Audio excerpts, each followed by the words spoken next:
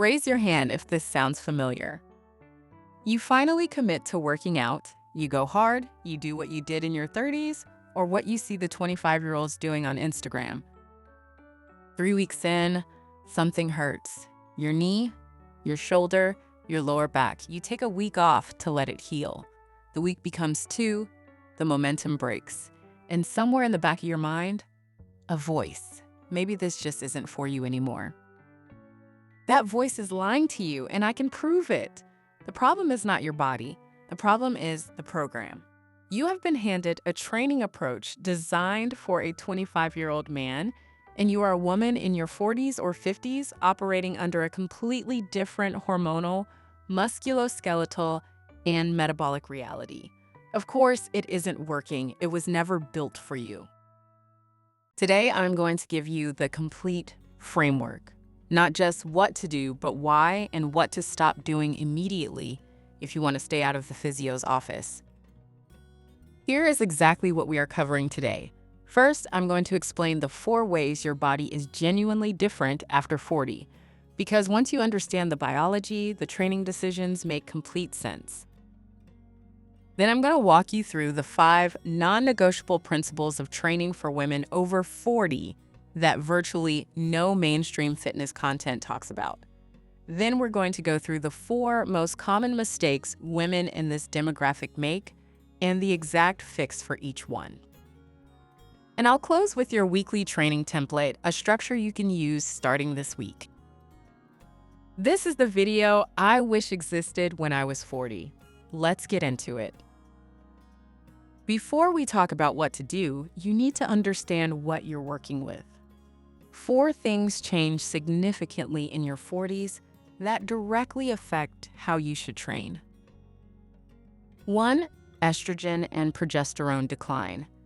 These hormones affect everything: muscle recovery, joint lubrication, ligament laxity, bone density, and how your body distributes and stores fat.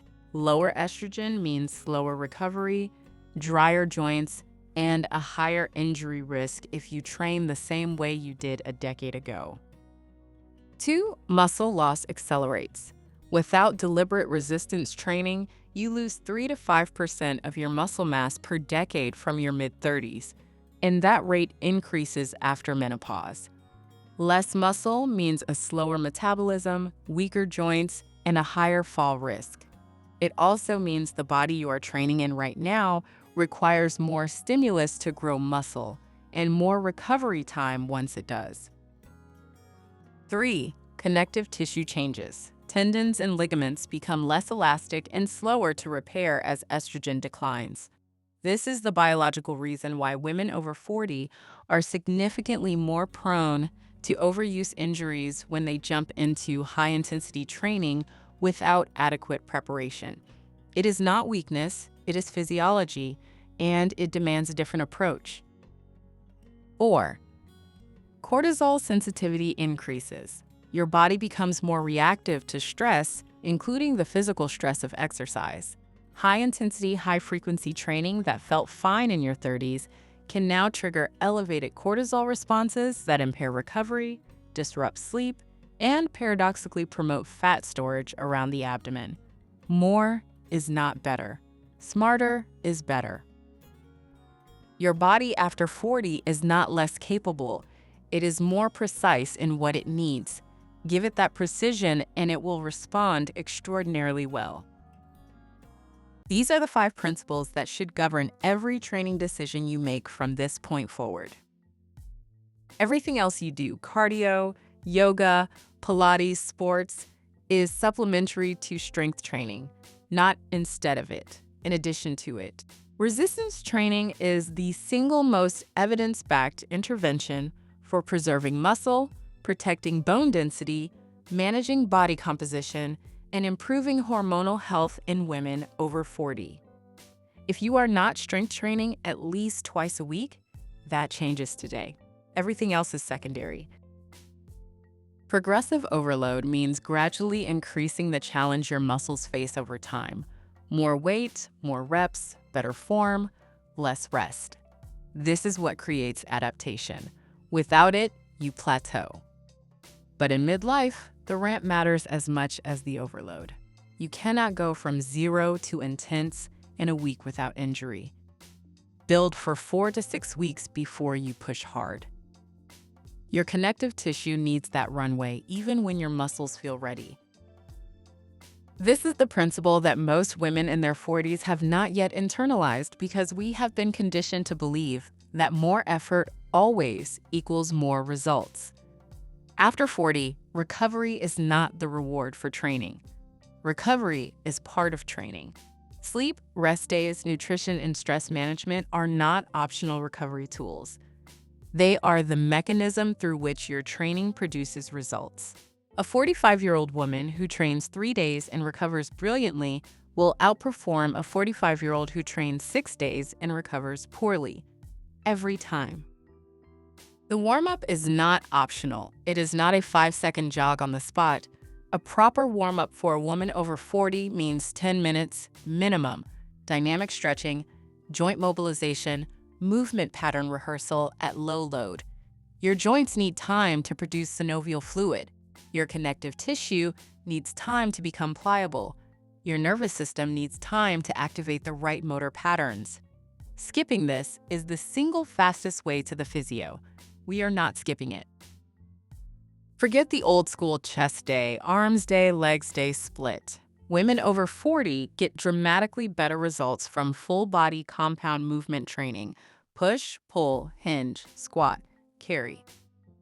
These patterns recruit multiple muscle groups simultaneously, produce a stronger hormonal response, and build the functional strength that protects your joints and supports your daily life.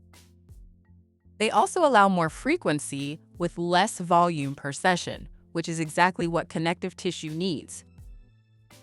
These are the 4 mistakes I see most often. If you recognize yourself in any of them, no shame.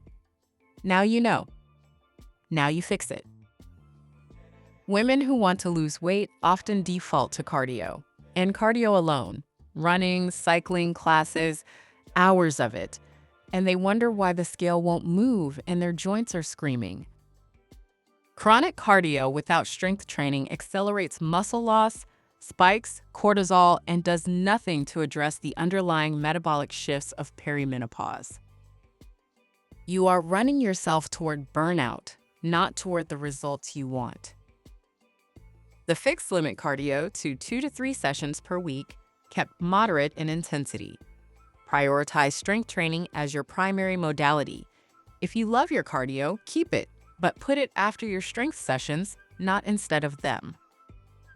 There is a deeply unhelpful piece of fitness culture that says, push through the pain. Women over 40 who followed this advice end up with rotator cuff tears, stress fractures, and chronic tendinopathy. Your body after 40 communicates differently than it did at 30. Discomfort during exercise is normal. Sharp pain, joint pain, or pain that persists more than 24 hours after a session is your body sending a clear signal that something is wrong. Ignoring it does not make you tough, it makes you injured. The fix: distinguish between muscular effort, which is expected, and joint, tendon, or sharp pain, which is a stop signal. When in doubt, stop the movement, assess, and if pain persists, see a sports physio before returning to that exercise. A single physio session can save you months of enforced rest. Many women over 40 who are trying to lose weight combine significant calorie restriction with a new training program. The intention makes sense. The result is counterproductive. Underfueling around training means your body has insufficient protein to repair and build the muscle you just stimulated. It means elevated cortisol from the combined stress of calorie deficit and exercise stress. And it means fatigue. That makes subsequent sessions feel harder, not easier. You cannot build the engine while running on empty. The fix: eat a protein-rich meal or snack within 2 hours of training. Aim for 25 to 40 grams of protein post-workout. This does not mean abandoning your nutrition goals. It means timing your fuel strategically around the sessions that need it most. Mistake 4: Skipping mobility and stability work. Most women in their 40s have years of accumulated sitting, carrying, and repetitive movement patterns that have created muscular imbalances: tight hip flexors, weak glutes, rounded shoulders, compromised ankle mobility. Loading these imbalances with heavy training is how injuries happen. The shoulder that collapses inward during a press, the knee that caves during a squat, the lower back that takes over during a deadlift. These are not technique failures. They are mobility and stability failures. The fix: include 10 minutes of targeted mobility and stability work in every session as part of your warm-up. Hip circles, thoracic rotations, banded clamshells, single leg balance work. This is not glamorous. It is the difference between training consistently for years and spending those years in physio instead. Here is your weekly training structure. This is the foundation. You build from here. Day 1. Full body strength session. A. 45 minutes, 10 minutes warm-up. Joint mobilization plus movement prep. 30-minute training, squat pattern, hinge pattern, upper body push, upper body pull, single leg stability. 5 minutes cool down, static stretching plus breath work. Day 2, active recovery. 30 minutes. Walking, gentle yoga, swimming, or mobility flow. Heart rate stays low. This is restoration, not training. Your connective tissue uses this day to repair. Do not skip it by calling it a rest day and doing nothing, and do not escalate it into a workout. Day 3, full body strength session B, 45 minutes. Same structure as day 1, different exercise selections for the same movement patterns. Varying the exercises while keeping the patterns prevents adaptation plateau and reduces overuse injury risk. Day 4, rest or gentle movement. Full rest or a gentle 20-minute walk. This is non-negotiable. Muscle grows during rest, not during training. The training is the stimulus. Rest is the adaptation. Day 5, full body strength session C or cardio, 40 minutes. If energy is high, a third strength session. If energy is lower or life has been stressful this week, a moderate cardio session, cycling, brisk walking, swimming. Read your body. Both options move you forward. Days 6 and 7, rest and life. 2 full rest days per week are not laziness, they are structure. They are the reason you are still training consistently 6 months from now, when the women who went 7 days a week in January are sitting on the couch wondering why their knees hurt. 3 strength sessions, 2 active recovery days, 2 full rest days. That is the formula. Simple, sustainable, and more effective than anything that will leave you broken in 3 weeks. I want to come back to something I said at the very beginning of this video. That voice that tells you this isn't for you anymore, that your best years of training are behind you, that 40-something women should scale back, slow down, accept less. That voice has never seen a woman in her 50s deadlift twice her body weight. I have. It changes everything you think you know. The research on women's response to strength training in midlife is extraordinary.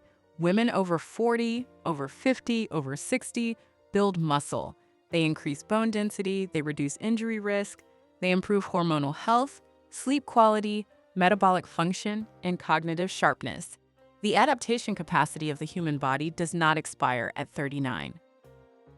What expires is the permission we give ourselves to take up space, lift heavy things, and demand that our training be built for who we actually are, not who we were 20 years ago, and not who a fitness industry built for someone else tells us we should be. You now have the framework, the biology, the 5 principles, the 4 mistakes to stop making today, and a weekly structure you can begin this week. The only variable left is whether you use it.